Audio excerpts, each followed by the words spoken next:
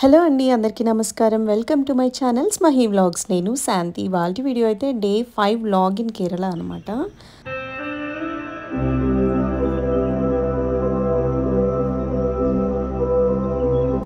ఇది మేమున్న ప్లేస్లో నుంచి 11th ఫ్లోర్ అనమాట. ఇది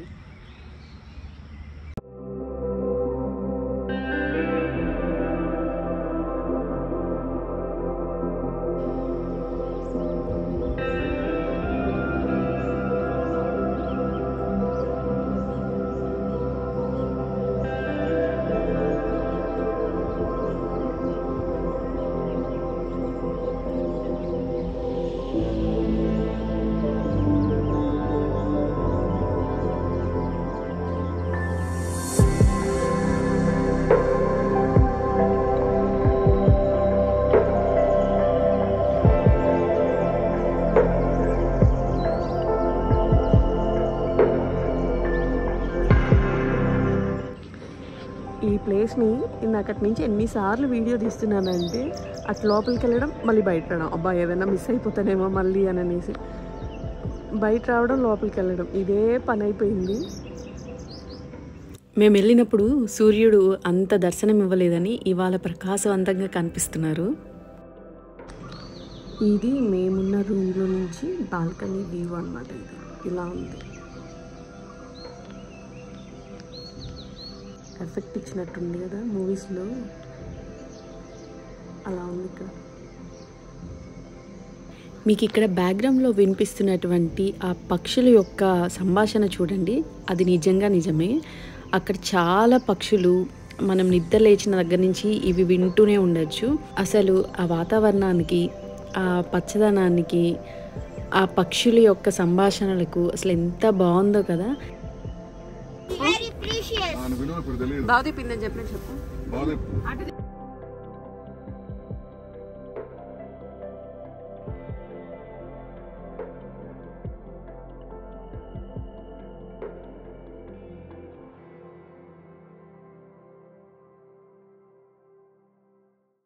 మేమున్న ప్లేస్ దగ్గర నుంచి ఇప్పుడైతే మేము అత్తిరపల్లి వాటర్ ఫాల్స్ దగ్గరికి అయితే వెళ్తున్నాము. అక్కడికి 4 గంటల సమయం అయితే పడుతుందన్నమాట.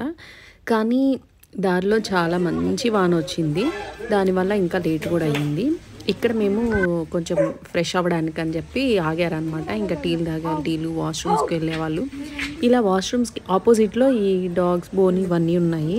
చెట్లు చూడండి, అసలు ఇదే ఒక స్పాట్ లాగా ఉంది, లేకుంటే లేదు సీయింగ్ స్పాట్ లాగా ఉంటే పై మెట్ల దాకా వెళ్ళేసి చూసేసి వచ్చేసాయి, అంతే కదా.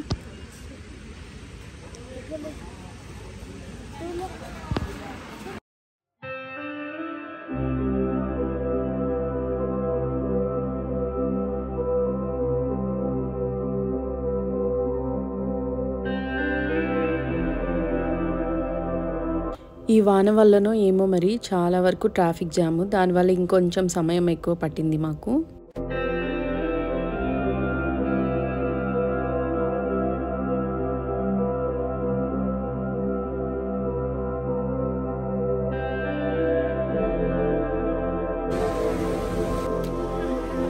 మేము వెళ్ళే దారి పొడుగుతూ చాలా పెద్ద వాన కురిసింది. నేను అదంతా తీయలేదు, కానీ మేమంతా చూడడం అయిపోయింది. మళ్ళీ తిరిగి వచ్చేటప్పుడు కూడా చాలా పెద్ద వాన కురిసింది అనమాట. మేము చూసే యాక్చువల్లీ మేము వెళ్ళేటప్పుడే అనుకున్నాం అసలు మనం చూడగలుగుతామా, వెళ్ళగలుగుతామా లేమా అనేసి.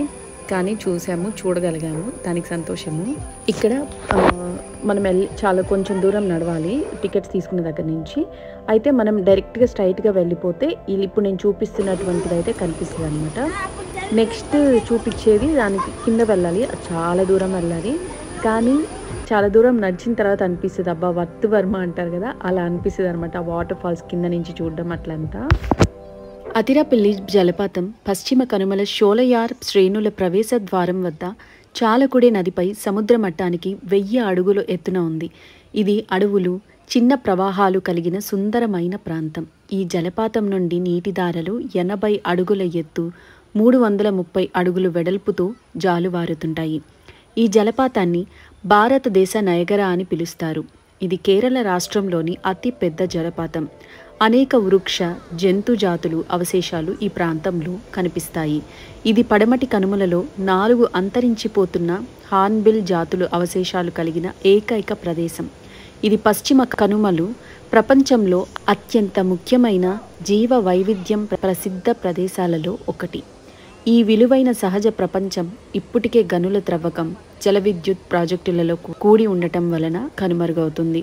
పర్యావరణవేత్తలు అతిరాపల్లి కేరళలో ఒక విధమైన తటాకములను ఆనుకొని ఉన్న జీవావరణ వ్యవస్థ అని కూడా చెబుతున్నారు. అంతర్జాతీయ పక్షుల సమాఖ్య ఈ ప్రాంతాన్ని ముఖ్యమైన పక్షుల ప్రాంతంగా ప్రకటించింది. రావద్దు, వెళ్ళిపోయింది అది. అరవద్దు కాము.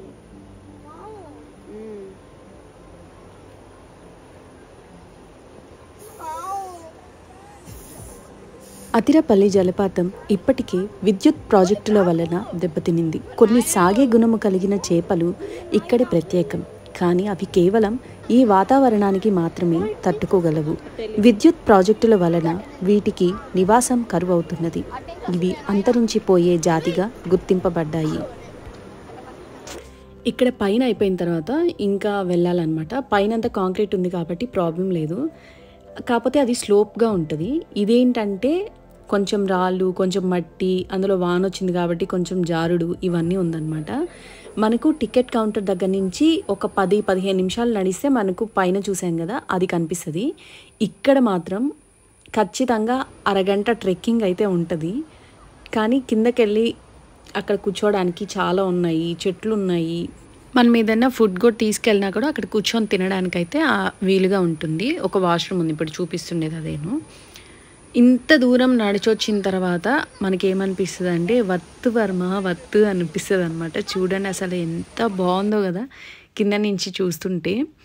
కరెక్ట్గా మేము వెళ్ళే సమయానికి చూడండి ఇంద్రధనుసు లాగా ఏర్పడింది కదా, అసలు భలే అనిపించింది ఆ టయానికి.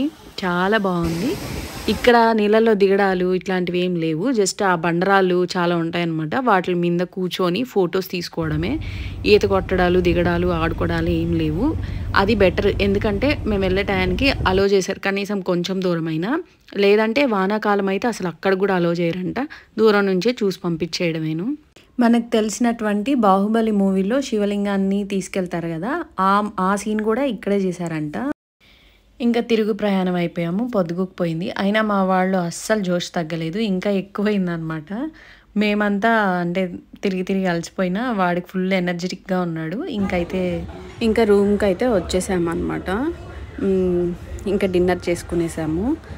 ఇంకా ముందు రోజే కొంచెం ప్యాక్ చేసేసుకొని మిగిలినటివి పొద్దున్న లేసి ప్యాక్ చేసేసుకున్నాము. ఇంకైతే రూమ్ చెక్అవుట్ చేసి బయలుదేరాం. హాయ్ ఫ్రెండ్స్, ఇప్పుడైతే మేము ఎయిర్పోర్ట్లో ఉన్నాం, ఫ్లైట్ ఎక్కేస్తున్నాం.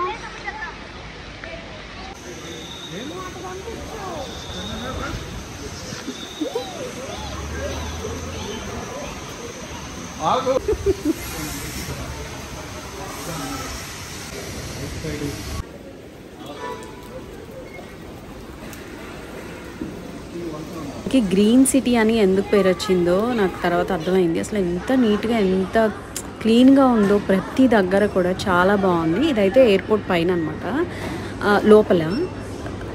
మేము దిగేటప్పుడు అయితే ఈ ప్రదేశాన్ని చూడలేదు, వెళ్ళేటప్పుడు చూసామన్నమాట. అక్కడ యాక్చువల్గా తీయకూడదంట, నాకు తెలీదు. సరే తీసాను కదా, పెడితే బాగుంటుంది అని చెప్పి పెట్టడమేను. అంటే ఆ ఊరి యొక్క ఏ ఊర్లో ఆ ఊరి యొక్క కళను ప్రదర్శిస్తారు కదా, అలా చాలా బాగుంది.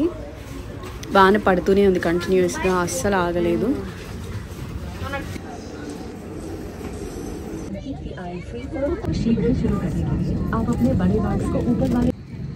మాకు ఫ్లైట్లో ఒక చిన్న పంచాయతీ జరిగింది, విండో సీట్ పంచాయతీ అనమాట దాని పేరు.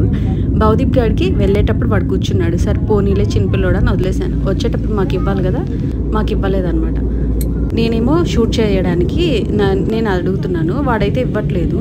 తీరా గొడవ అంతా క్లియర్ అయిపోయిన తర్వాత వాడి లక్ ఎలా ఉందంటే మా బ్యాక్ సీట్లో అసలు ఎవరు లేరు, ఖాళీగా ఉంది. వాడు వెళ్ళి అక్కడ కూర్చున్నాడు శుభ్రంగా. వాడికి 2 times విండో సీట్ బాగానే కలిసి వచ్చింది. ఇంతటితో కేరళ ట్రిప్ సమాప్తము. ఇంతవరకు ఓపిక్గా ఈ వీడియోస్ చూసినందుకు ధన్యవాదములు. నా తర్వాత వీడియోలో మళ్ళీ కలుద్దాం. అంతవరకు సెలవు.